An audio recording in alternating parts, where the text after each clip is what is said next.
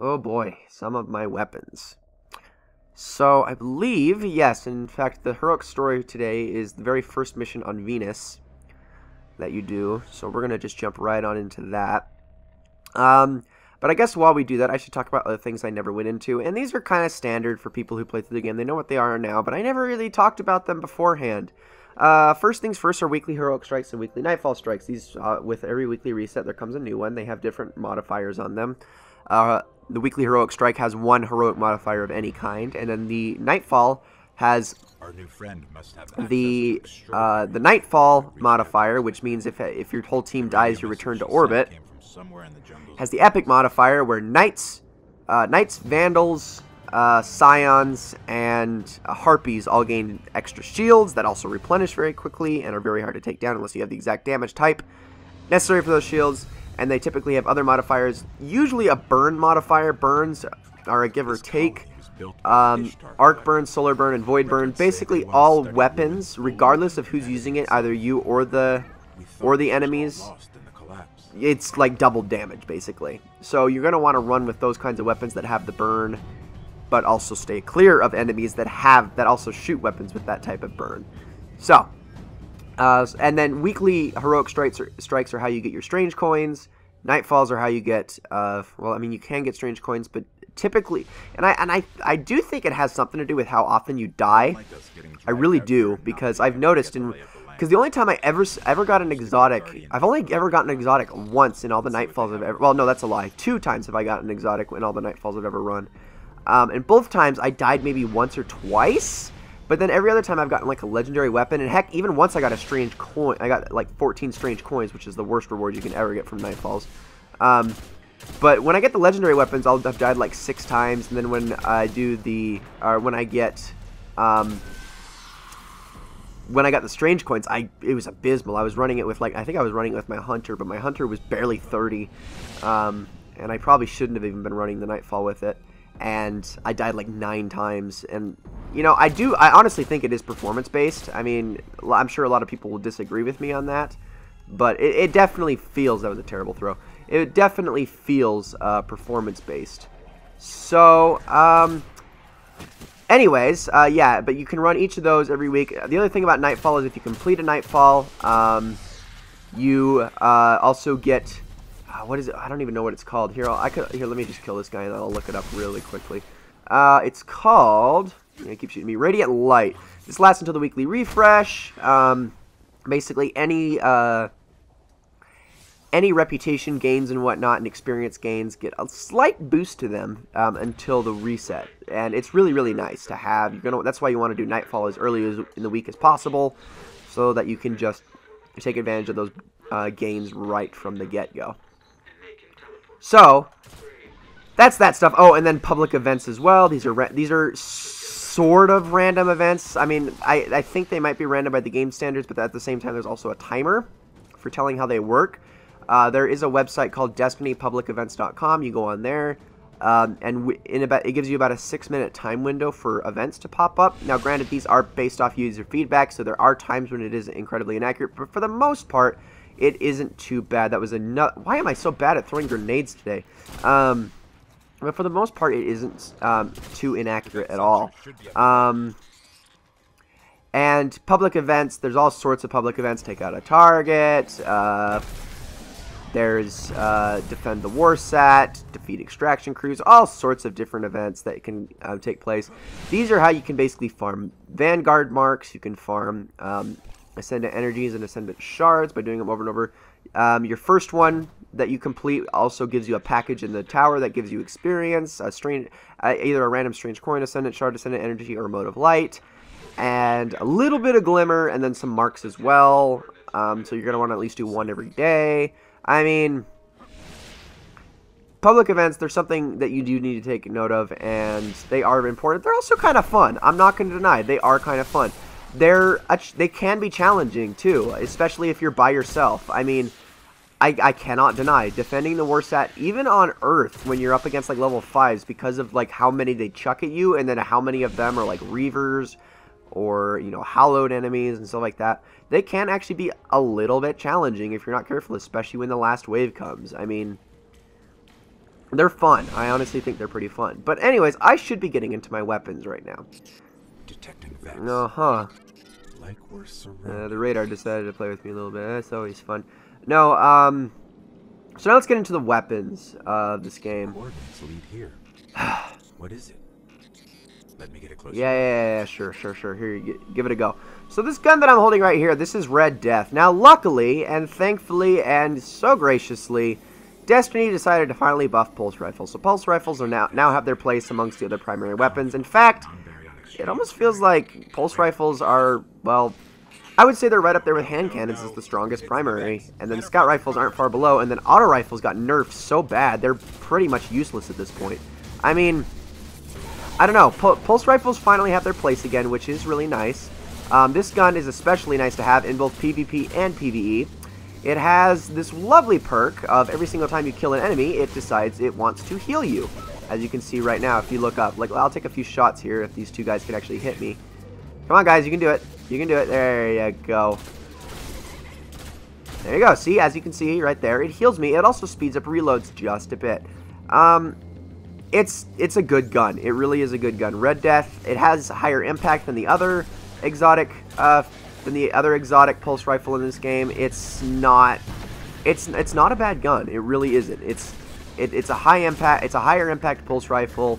It's good rate of fire. Not a bad clip size. I mean, excuse me, sir. Oh, I thought I had a.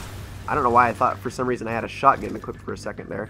But yeah, it's a good gun. It really is. It is a good, solid pulse rifle that anyone could recommend. Xur finally sold it a few weeks ago. Actually, I believe it was just like a week before this. And this is a gun that has eluded people for a while because the only time before that he sold it was like back when, like within the first 4 weeks of the game's launch. Like so it's nice to see it again. Now everybody has it, who didn't already, and it's a great gun. It really is. I love Red Death, and I don't know many people who don't. So let's switch over to the next one. Let's give Universal Remote a try. So this is actually one of my favorite exotics, and one that I like a lot, but I really wish could use a bit of a buff. The thing about this gun, and why it's so interesting, is, well, it's a shotgun in my primary slot. That's very nice to have, especially because it does have a good perk going for it. Basically, its range is greatly increased when zooming in. It's basically rangefinder. I think it might be slightly more effective than rangefinder, though. Don't quote me on that, but I think it is. What is the? Hold on. Oh, that was an accident. Didn't mean to hit my bumper there. I was wondering why I wasn't getting ammo. I forgot that it's the juggler. That it's the juggler modifier in this one. Let me see if I can kill this guy and get some ammo real quick. That would be really nice. Oh, wait, here we go. Alright, I'll take that. But yeah, it's in your primary slot, and it basically has rangefinder as a perk. It's a good shotgun. It's got some darn good range to it, some pretty good impact. The only thing that sucks about it is it does do kinetic damage, which nobody ever wants ever. Like, kinetic damage is just a no-no. You don't want it. It sucks. It's never more useful than anything else in any situation ever. Like, anything would be better. Heck, even Void, which I feel like Void gets the shaft a lot more than Arc and Solar do in this game, and I'm not gonna lie. Like, I don't know. It feels that way. I mean, I think it's probably because of these assholes right here that I'm gonna talk about for a second. These frickin' Minotaurs. Thing about Minotaurs. Well, I don't think I'm alone in saying that they are the most they at least feel like the most overpowered enemy in the freaking game. Like, they're so obnoxious, and their freaking torch hammers are so annoying, and I hate fighting them. I really do. I'm not a fan of it, and I think it's because that they're centered around Void is why Void just kind of gets the shaft so often, is because, I don't know, I guess it's their way of kind of nerfing them. Well, I guess sort of nerfing them, but at the same time also making them more of a pain in the ass because you have like nothing to fight them with and take down their shields with. I mean, other than your Void abilities if you run Voidwalker or Defender. I don't know. I hate Minotaurs. Anyways, so yeah, this is Universal Remote. I like this gun. I really do enjoy this gun. It's not a bad gun. I don't know why it's considered one of the worst. I mean, well, okay, to be fair, I know exactly why it used to be considered one of the worst exotics. I know exactly why, and I'll tell you why. Before the patch, shotguns were useless in PvE.